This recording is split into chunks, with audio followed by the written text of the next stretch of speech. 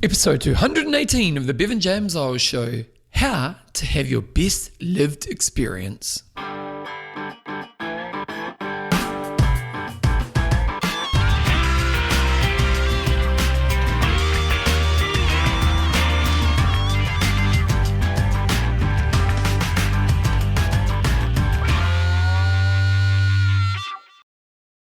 Rightio team, welcome along to episode 218 of the Bevan James Eyles Show podcast, your fortnightly podcast on the behaviours that create a lifetime love of exercise so you can get all the benefits that come alongside it.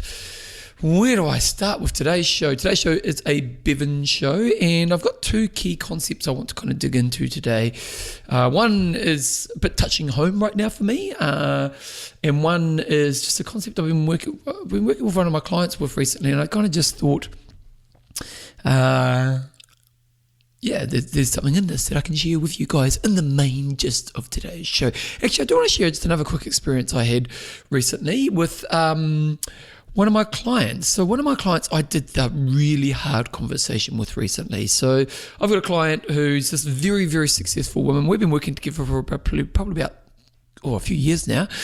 When it comes to my one-on-one kind of mentoring work, it tends to be that I tend to have people who I have some people who just want to solve one problem and they'll come and jump in for a short period of time, kind of get on top of that problem, they move on. And then I have people who I've worked with for years, and it's kind of this kind of continual evolution. And when I first start working with people, it's often I see them a lot early on, and then if the person has achieved the growth they desire, they'll move on. Or some people we would kind of just move out to kind of maybe like a monthly catch up or even further. And this person's someone I kind of catch up with probably once every month or two, and been working together, and I've grown so much. So when we first started working together, they had one area of life they were killing it in, their career, and they're good friends. So they probably had two areas of life that they're doing really well in. And then there were lots of other areas of life they needed to work on. Terrible financial position, lots of personal stuff they needed to work through, had a big weight issue. So 150 kg plus kind of stuff. And so we've been working on this person for a long time, and there's been this evolution in so many areas, and they've just grown into this really strong person, this amazing person who's just, it's hard to put words to this growth this person has had. And when I talk about growth, is like money. They were terrible with money, and now they're just an absolute rock star of money and are killing it with money. So there's kind of this practical side where we look at some of the practical things I've grown in, but also just a sense of understanding of self, understanding how to know to be self, and understanding how to manage their self in a way that's really healthy for them in the evolution of them in their life. And to me, that's ultimately the outcome of any work I do with somebody. Sure, there is the kind of, the practical things like I want you to be better with money, or I want you to get healthier and fitter in your actions. But ultimately, it's for you to grow this kind of inner confidence that I know how to manage my life well. And this person has just done a great job of this. But there was always a bit of an elephant in the room, because the weight loss journey had never really happened. And they had moments, and we would kind of address this, and this was probably the one area where we worked on it, but we never really nailed. And about 6 months ago, I had a conversation with this person, and because this person is of a weight, I don't know exactly, but let's just say it's like 150 kg. It's a big problem. And I had been suggesting the weight loss surgery, or we talked about the weight loss surgery, and I've had other clients who have had the weight loss surgery, and it's a really good option. These people have done this, and it works.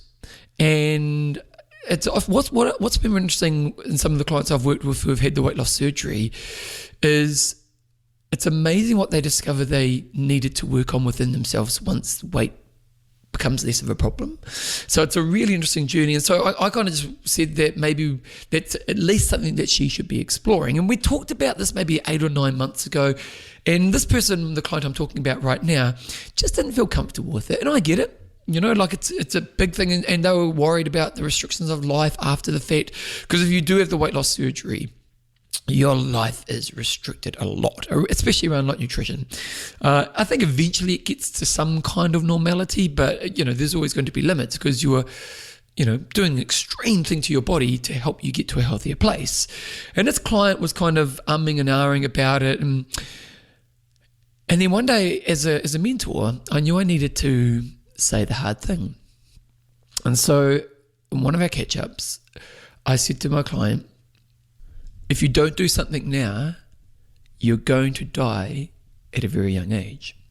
Now, this person's probably around 40. You don't see people of that size living to a long, long life. And it's really important as I say this, because it's quite an extreme thing to say to somebody, to actually turn around and say to somebody, you're going to die unless you change. But the thing that you guys need to hear is I came from care and love. So it wasn't like I just say threw this at her and just kind of, there you go. No, I came with love and I came with caring, and it came from a place of this needs to be said, because we've talked about trying to create changes and we've tried and nothing's really helped.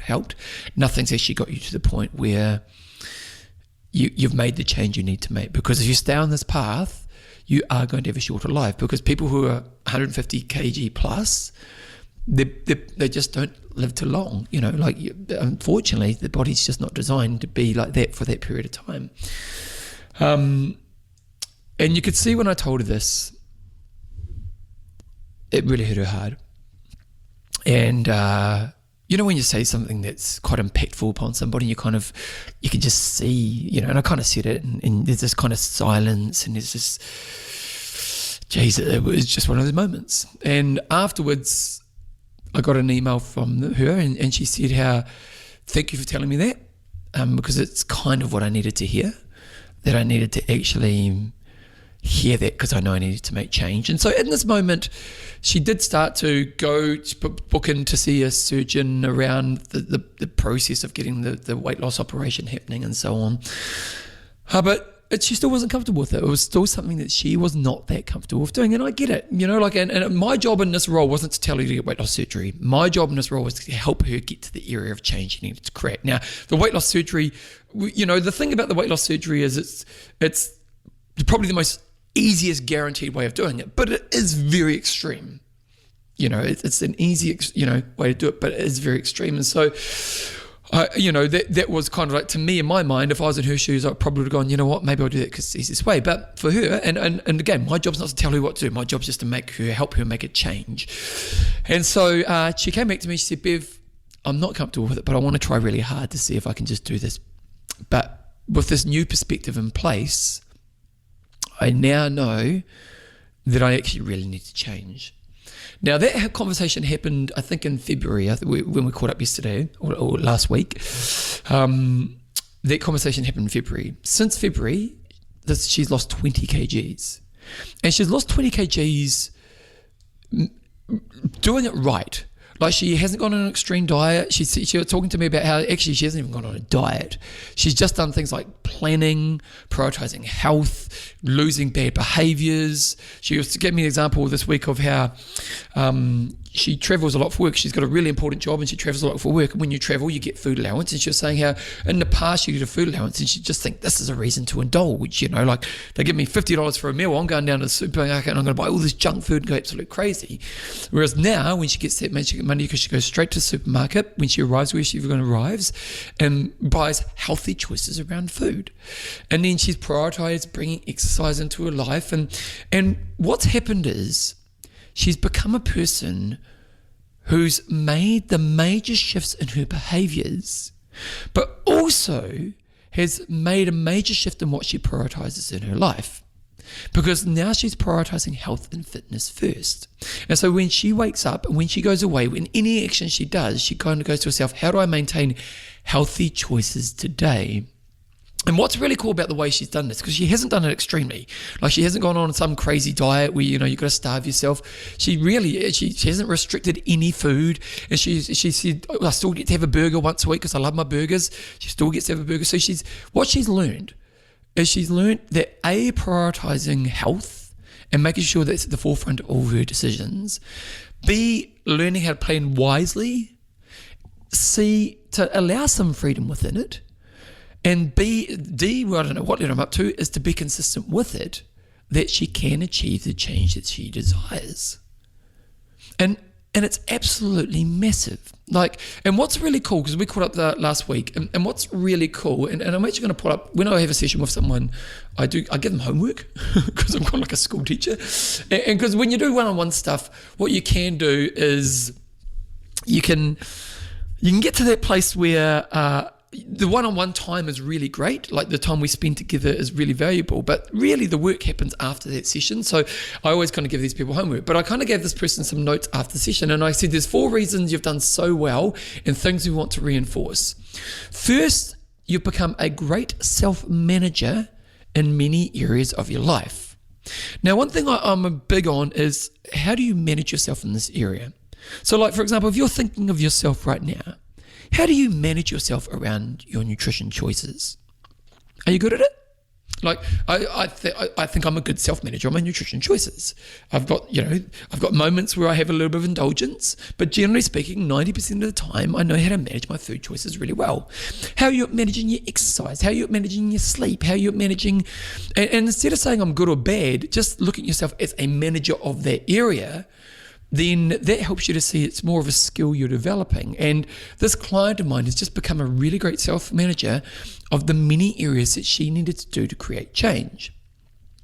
Secondly, and this is a really important one, they've become really good at developing strategies that help them overcome the hurdles they face. So I'll say it again because it's really important. So the second note I gave to them was, I wrote here, you have developed a wise ability to develop strategies that help you overcome the hurdles you have to face. So for example, going away, that example of when she went away, she'd get a $50 food budget for each meal, and she'd go cray-cray in the past. So what she did is she saw that there was a problem she needed to overcome. And what did she do? Well, she saw this hurdle and she developed a wise strategy. The wise strategy was, wherever I arrive, the first thing I do is I go to the supermarket and plan out my nutrition choices that will make sure I'm healthy and within the limits I know I need to stay within. That's a wise strategy for the hurdles you face. And the thing about this person is, and it just isn't in this area, what they're getting really great at doing is seeing these hurdles in front of them. And then what they're doing is going, okay, well, here's this hurdle. What's my strategy? And because they're getting so good at developing these strategies, they're just winning, that's flying over those hurdles every time they face them. The third point I put here, and this is really important, because you're being consistent in the behaviors that created the change that's gotten to this point, you are building an inner trust which helps you to see how you see your future. And this is a really important thing around this person here, because often people who do extreme weight loss journeys, so it's those real extreme journeys where you've basically got to go starve yourself, you've got to go on some extreme diet and stuff. The problem with those journeys are they don't tend to work because they're not sustainable for the long term. And they're not sustainable for the long term because that's just so extreme. But also they're not sustainable for the long term because deep down the person knows within themselves, I can't do this forever. You know, like when you're doing some kind of diet, which is basically like a starvation or a real limit, you know, where you can't eat, you can only eat 3 things, which means when you go out socially, you kind of don't go out socially. So you deep down while you're doing it, you're going, yeah, I'm achieving what I want to achieve, but I can't do this forever. Whereas this client of mine, her strategy, and as I said, there's no diet she's doing. She's not eating paleo. She's not on Weight Watchers. She's just making choices around food based on a little bit less healthy food choices with a little bit of indulgence. And what's happened is, because this is achievable and realistic, she looks to tomorrow and she goes, well, I can do that. So there's no fear of, what if I can't maintain this? This is just too hard. And even though I'm doing really good right now, I know I'm going to trip up in the future because I just can't maintain this forever. And so what's really cool, and this is what's really cool about this person is, you know, we were talking about, you know, because when you've got when you're like somewhere over 150 kg, I don't know exactly where it is, and I don't even know if that's the right number, but when you've got a big weight loss journey in front of you, you know, we were talking about it, she's probably still got another 18 months to 2 years in front of her to get to a weight. You know, I think in her mind, somewhere around 80 kg would be the ultimate, you know, so that, you know, realistically, she's probably got another 50 kg, which is, you know, realistically, probably somewhere around that 2 year, 18 month mark to go. So there's a long time in front of her.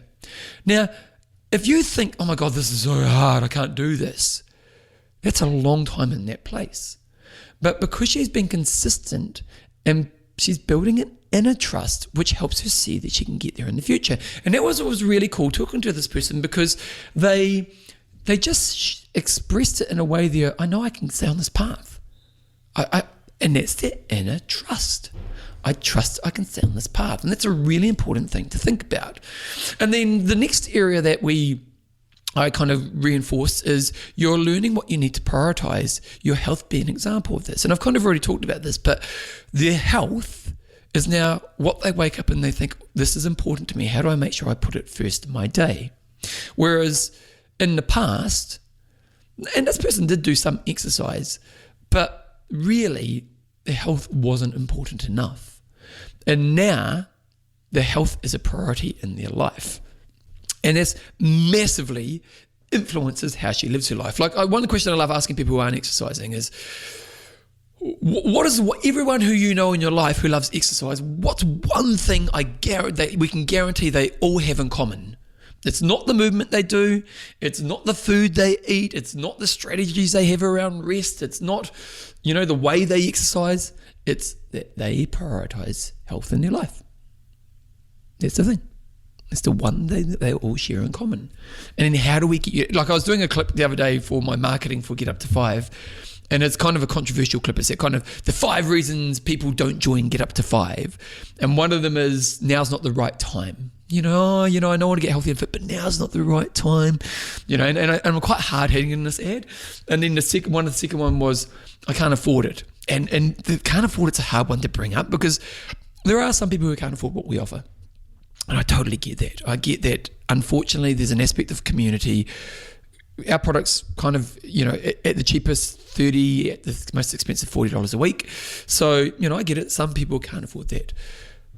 But there's a lot of people who could afford it. There's a lot of people who could afford it are using money as an excuse not to. And if we did a budget of, how they spend their money, I guarantee they could tighten up a few things where they're just very wasteful to invest in their health. And when I was doing this video, I said, it was a bit like that with the health and fitness, is that, what do you think everyone in your life who has health and fitness, if you looked at their budget, do you think some of their budget would show an investment in health and fitness? Like, I know I do. I spend money on my health and fitness. And I guarantee everyone listening to this show who has health and fitness in their life spends money on their health and fitness. It might be a gym membership, it might be PTing, it might be some courses you do, it might be whatever. It's an investment. And this is that kind of prioritization. So I wanted to share this with you today, and I'm not even quite sure why I shared this with you. Oh, yeah, I know why I shared this with you today, is sometimes we need to hear the hard thing.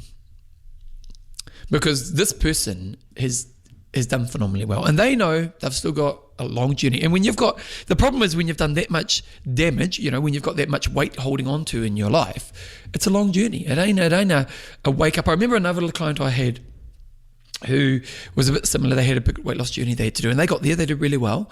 And they said, but you read the stories of the person, it just happened overnight. And unfortunately, if you're 150 kg, it just doesn't happen overnight. It's a journey. And even if the weight loss surgery option, it's still, weight loss surgery is still a year to 18 months journey, 2 years, it's a long journey. It's not like it happens overnight. Unfortunately, if you got damage or change, it's going to take a while. It's going to take a while. But what I'm really proud of my client is, my hard conversation with this person was a hard thing to do. And it came from love and caring. It really did. I had to say it. But awesomely for this person, it triggered. And sometimes in life we need to trigger. And so if you're listening to this and you need to trigger, maybe it is that thing of, what happens if you don't change this area? And because often the trigger can be a lead for change. And what's been really awesome with my client is the trigger hasn't just been, she's not the smoker who gets told you're going to die if you don't smoke but keeps on smoking. She's created the change. And it's so cool, because I talked about how this person's evolved so much as a person. And this was always kind of the last piece of the puzzle we hadn't really cracked, but it seems like we've cracked that now. And so now our conversation just goes into this evolution of a really evolved person. And that's really exciting stuff. So just want to share that, guys, with you guys. I'm not into the main gist of the show. I may even do one comment here today. I'm not quite sure. Before I do, I just want to say a massive thank you to the patrons of this show. I've got to be honest, the patrons are such an important part of this show because it keeps me doing what I'm doing. And I actually have a new patron of the show, a lovely lady I know called Carissa Crow. Now, Carissa is a lady who I've known for years because she used to come to the gym and how would I describe Carissa? She is just a person who kind of the person you want in your life because she's a beautiful soul. She's always smiling. I love a smiler. A smiler what is it? Attractiveness. A smiler is an attractive thing to me. And you can just tell she's just got a really caring attitude. Now, one thing I know Carissa from was when my daughter was very young, she did dance classes. And she did dance classes at a club that Carissa was a big part. I don't know what Carissa's role was, but it was a massive part of that club. And so when it came to finding Carissa's nickname, if you don't know, when you become a patron of my podcast, you get a cool nickname. And so when Carissa I saw that she became a patron. And first of all, Carissa, thank you for becoming a patron. I thought to myself, I need to give her a dancing nickname. Oh, now I could go Dancing Queen, but I want to go Dancing Machine. So Carissa Crow, you are the Dancing Machine. And Carissa, often when I put stuff on like Instagram and stuff like that, she's very complimentary of my work. So thank you so much for the support of the kind of message I'm trying to get out there, Carissa, and also just obviously for your financial support of this show. Other people who are patrons of the show are also, we've got here, Powell, The Mystery, with Karina Lifting Higher Hirschman, we've got Rosa Deeper Level Scott, we've got Scott Lead Belly McMillan and Charlotte Bell. These are all amazing patrons of the show. If you want to become a patron of the show, just go to Bevan James Eyles, click on podcast, click on support me, and then go through the Patreon process. And what you do is just donate a little bit of your hard-earned money each time I release a podcast. For those people who are patrons, thank you so much. You really don't understand how much your support means to me. Thank you very much. Anyway, let's get into the main gist of today's show.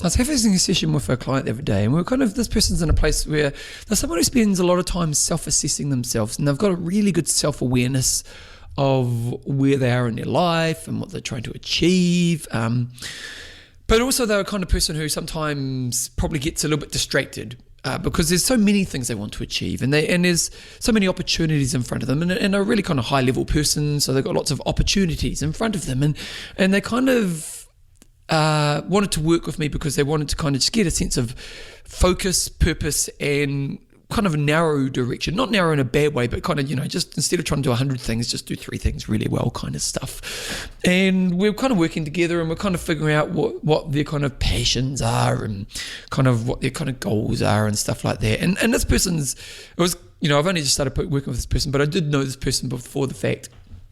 And this person is the kind of person who, again, has done a lot of self-assessment. So, when I first start working with some people, you're trying to help them create self-awareness. So, for somebody who's maybe not so self-aware, your first part of the journey is just to help them create some self-awareness so we can kind of figure out how we can progress you forward from there. Because if we don't have self-awareness, how do we make sure you're going down that right path moving forward? And this person had amazing self-awareness. So they kind of came to the first session and I was like, half my work's already done. Well, 90% of my work's really done. And so it's quite fun working with this person because they are so evolved already. But we're kind of figuring out where they want to moving forward. And one thing we started talking about, which I kind of never done before, and it's made me think about this. So one thing, I'm kind of just thinking at the top of my head here, but, so this person kind of knows their values. This person kind of knows the areas they're passionate about in life.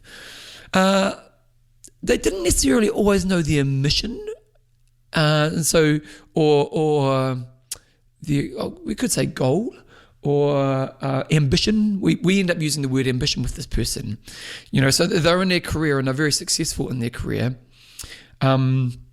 but they don't necessarily have a clear ambition of what or where they want their career to go. And this person is someone who's going to have achieve some big things in their career. So we kind of, instead of saying a goal, and we might even have a goal, because a goal is probably a stepping stone towards the ambition, but is that kind of, at the end of this career, what would be the ultimate thing? What do you want your legacy to be, and where are you right now, and kind of how do we get you there? So it's a kind of ambition question.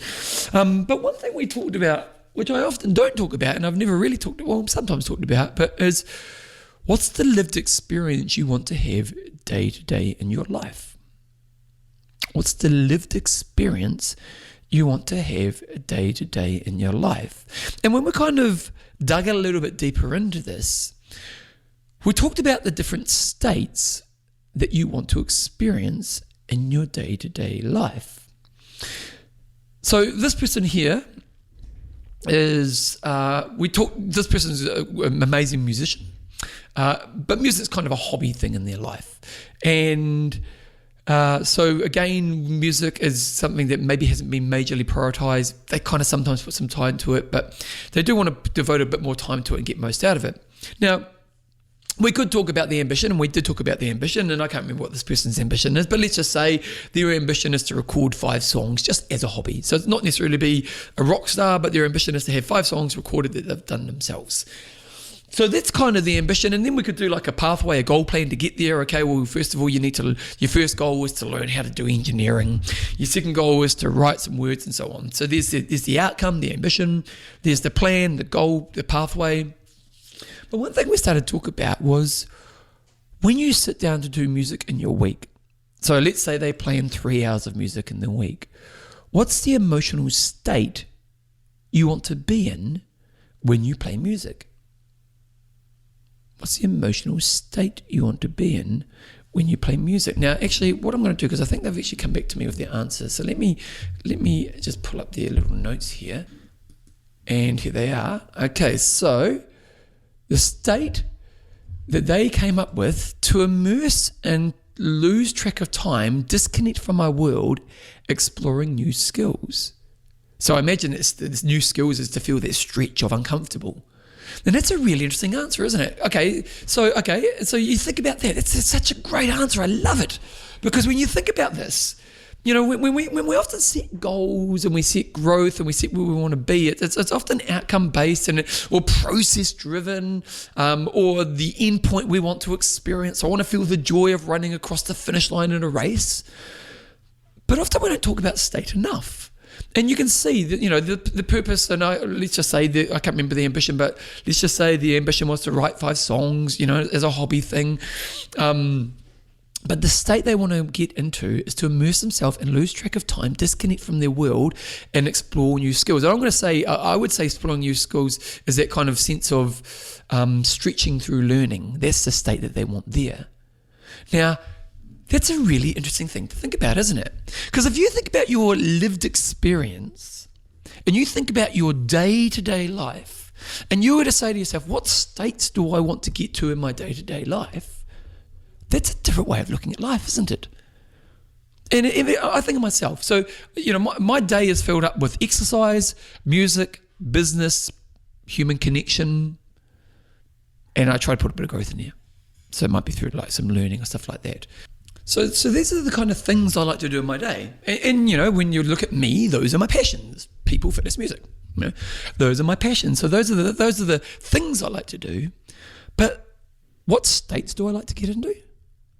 Well, when I'm exercising, the state I like to get into is an emotionally charged place where I'm uncomfortable but feeling empowered. I say it again. An emotionally charged place where I'm uncomfortable but feeling empowered. That's what I love that. And also and that's my personal exercise experience. When I'm with teaching fitness to other people, it's an emotional place where I'm connected to others, where we can escape together. Or escape and express together. Yeah, that's it. I can't remember what I said for the first one, but the first one is that emotionally empowered, where I'm struggling but feeling empowered. Yeah, something like that. Now that's really interesting, isn't it? Because when I think about running, and I think of two experiences of the runs, because we're in lockdown in New Zealand right now, so I've been doing a lot more running in the last couple of weeks. And I went for a run the other night, and I was really tired. It was the end of a big day, and it was just one of those days where you're just not there. And now I'm good because I'll tick the box, I'll get the session done, but it's, and it was only a 40-minute run, so it wasn't a long run for me. But I was just ticking the box, and I was just getting through it, and I made a stupid error because I listened to a podcast. And why is listening to a podcast a stupid error? And a lot of people listen to podcasts. I imagine people right now are listening to me while they're out there running or doing exercise right now. Listening to podcasts for me when I'm exercising does not get me emotionally charged. It does not get me emotionally charged. So I knew I was tired going into this run. And I kind of told myself it was just a survival run. It was just kind of get out and do the run. But it was also, I put a podcast on, so I gave myself a lesser chance of being emotionally charged. And then the other day I did a run where it was like an 18k run from my home, and I'm very lucky because I live in a beautiful spot for running. We've got like unlimited amazing trails, think off-road trails in the hills, trees, beautiful views. It's absolutely stunning. And I was in it. I took off, and I just felt, I went to that place where I was, I knew I was going to be working hard for the next hour and a half. I knew I was going to be working at an uncomfortable level. I just found an amazing playlist. I was in this, I was on my beautiful trails. I'm kind of struggling, but at the same time, I'm feeling empowered physically. And that's the state I love. And I got to the end of that run, and I was just like, oh my God, this is absolutely awesome. When I think about playing music, what state do I want to get when I'm playing music? Well, when I'm playing music, I want to get to a state where I'm stretched, uncomfortable, but also expressing and growing. Stretched, uncomfortable, so it's like when you're playing a piece and it's really uncomfortable, but you get those breakthrough moments. And then you get that moment when you get to express because you've had that breakthrough moment. That's to me, well, that's on a personal level. But then when I play with the band, I want to feel connected with the boys in a way where we can express and do something that feels really special. And so when I'm working, I want to problem solve. So I'm opening up doors to myself here, aren't I? But you can see how this is a different way of thinking. That not just what outcome do I want, what process do I need to do, but what emotional states do I want to be in those activities? And if I go back to my client, what was their answer? Which was a brilliant answer. Their answer was to immerse and lose track of time, disconnecting from my world, exploring new skills. And again, I'm going to say that exploring new skills is kind of developing that uncomfortable place of growth. Now, this is a really fascinating way of having your lived experience. Because if you were to wake up tomorrow morning and go, okay, what do I want to do? Okay, I want to exercise. But instead goes, what emotional states do I want to get to today? That's a different place. Like think about with the people in your life. And if you're in a relationship, it could be your partner or your kids. Or if you're just single, with your friends. What emotional state do you want to be in with those people in your life? Like I think about Joe, I want to feel a deep sense of connection, belonging, trust and enjoyment. That's what I want. That's a state I want to be with my wife. Now, we all know in relationships, we're going to get to that place where we're just sitting next to each other, watching TV. You're there, you're present, but are you in that place that I talked about there? Now, it's interesting because I've been thinking about it slightly, and we're in our lounge, we have two couches, so we have Joe's couch and Bevan's couch. And so at night time, we often just go to, sit on our couches. And recently, I've just been making sure I sit next to her on her couch. And, we touch, we hug. She scratches my head. I love it. It's a state I like. It's a state I want in my life. And as you start to think of your lived experience and you start to think of your states, well, let's be quite practical about this. The first thing to think about is, in the areas in your life that are important to you, what states do you want to be in? For me, with exercise, when I'm running by myself, it's that be in that place of emotionally driven or emotionally high, an uncomfortable place where I feel empowered. With group fitness, it's to feel a emotionally driven place that's connected where we all belong one and break through at different levels and express. So as first thing, and maybe it's a bit of homework for you. and you know me, I love giving you a bit of homework like I do with my clients. I want you to write down 3 areas of your life that your lived experience is important to you. So for me, it's going to be exercise, music, work. There's 3 areas of my life. People, 4 areas. What's the emotional state you best want to experience in those areas? What's the emotional state you best want to experience? So I've given some examples for me. What are those for you? What are those for you? Then once you've done that, your next job is to learn, how can I put myself in those state? And ideally, how can I do that more often? So how can I get to a place where I can, I think of a top athlete, and the top athlete has the ability to continuously perform at the highest level.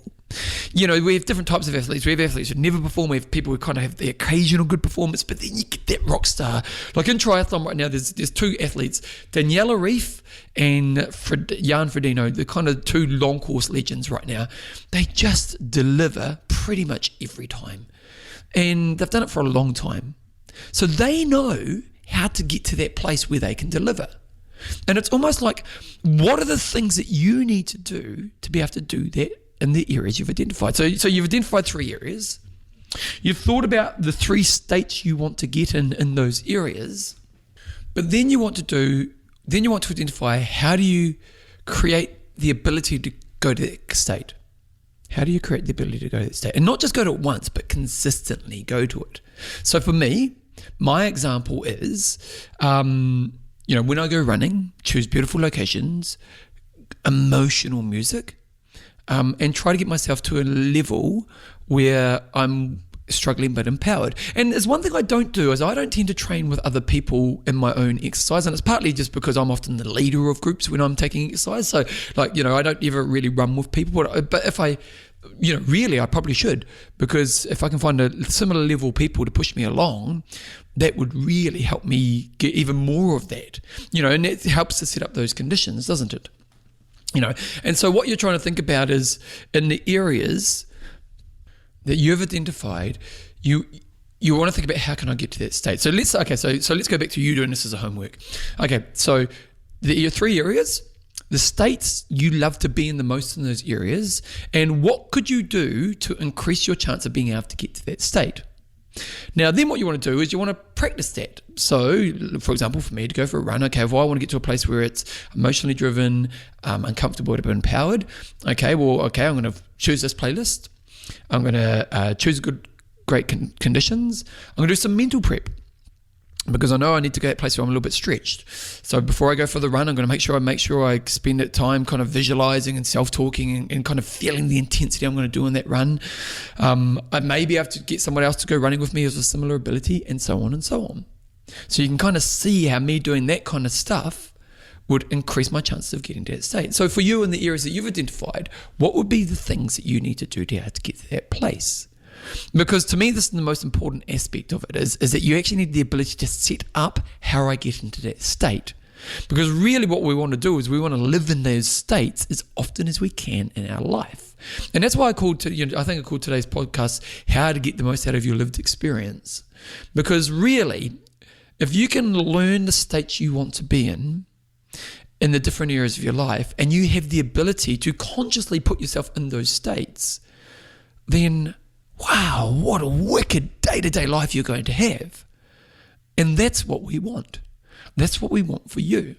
So I'm going to call this the end of today's show. I was going to do another segment, but I'm already up to 40 minutes, so I'm going to kind of make this the main gist of the show.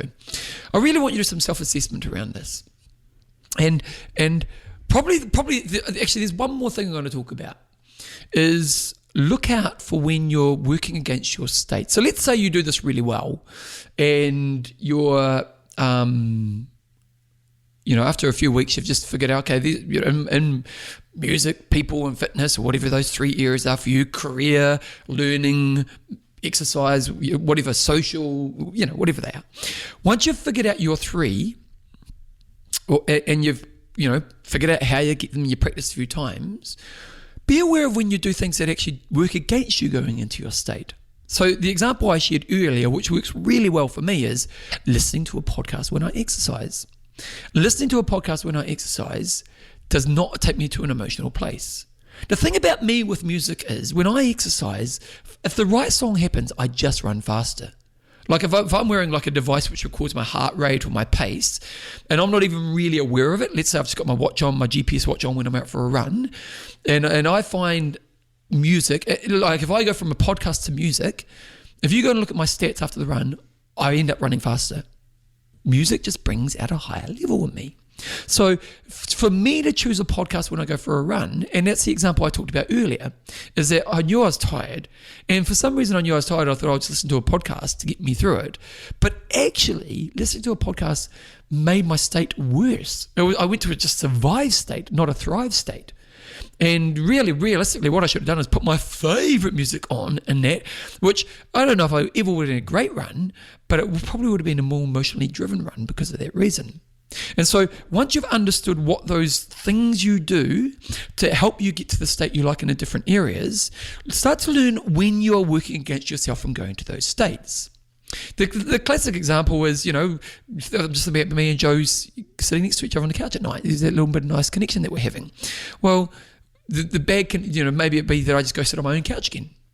Now that's me choosing the wrong state because I want that connection with my wife. So learn when you're going against it. And then ultimately, you want to be consistent with thinking about how I live in these states. Because if you can be consistent with them, again, your daily lived experience is going to be amazing. And probably actually the last point, I keep adding points, that's what I do, is evolve it.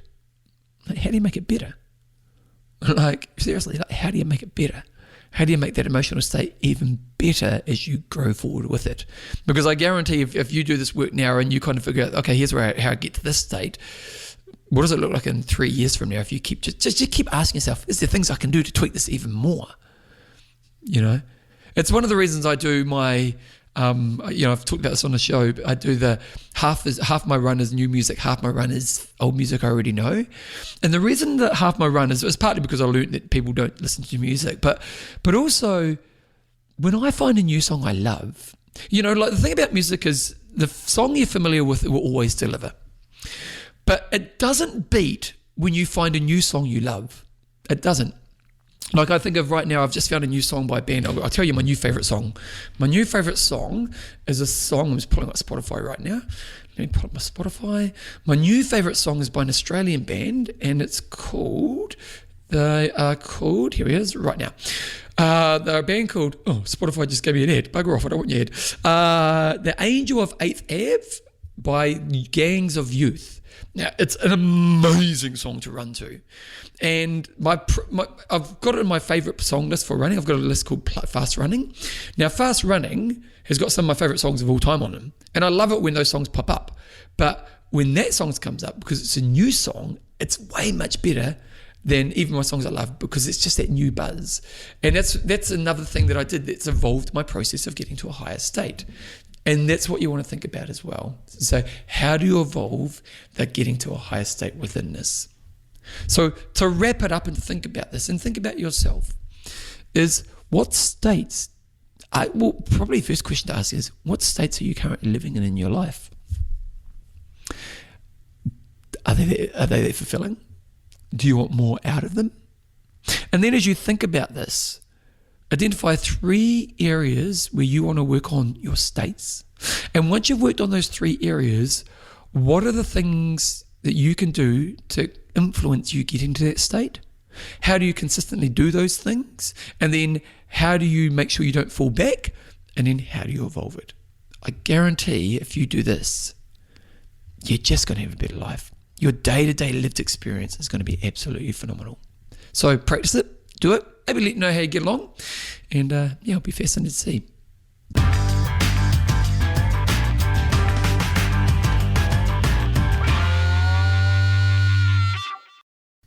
Rightio team, that's the main part of today's show done and dusted. I was going to do another subject, but I'll save it to the next Bevan show because, I just kind of, me. I can kind of go on at times. Jeepers creepers. What do I say? First of all, I've got a really great interview coming up in the next episode. Seriously, I've already done it. It was phenomenal. It was a pretty special interview. I'll talk about it next episode, but it's by a very, very inspirational person. Be excited about the next episode coming up. Also, if you want to support the show, please go to Bevan James Eyles, go support podcast, support me, Patreon process. It really just does help. Secondly, I am, if you want to also support the show, going on a podcatcher, putting some feedback on is another way you can do that. And also just spread the word. Friends, family, anyone. You can also get my one of my video clips, Keep Active with Bevan.co.nz, and you can get links to that and just get those updated every week as well. But other than that, my book, it's coming out in about April, March. It's kind of with the editor right now. I'm making a course that sits alongside it, so I'm putting a lot of work into that right now. So it's all go in my world. But anyway, I'm pretty much going to do it here. So hopefully you guys are surviving well. If you're in New Zealand, I know you're still in lockdown, so fingers crossed, we get out of lockdown pretty soon and we get that next stage of this whole COVID experience. Look after yourselves, and as I always say, keep being you.